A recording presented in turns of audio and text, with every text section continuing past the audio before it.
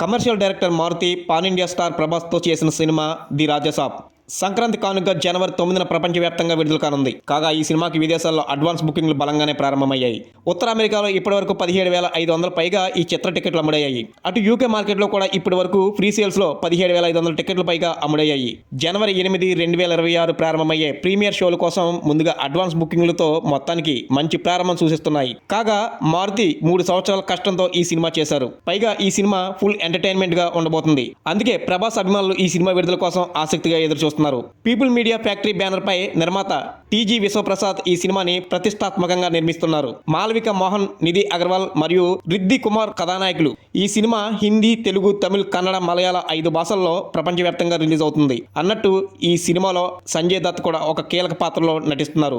ఈ సినిమా విడుదలైన తర్వాత మంచి సక్సెస్ఫుల్ హిట్ అవ్వాలని చెప్పేసి మనస్ఫూర్తిగా కోరుకుంటూ, అలాగే మా వీడియో కనుక మీకు నచ్చితే లైక్ చేయండి, షేర్ చేయండి, మా ఛానల్ని సబ్స్క్రైబ్ చేయండి.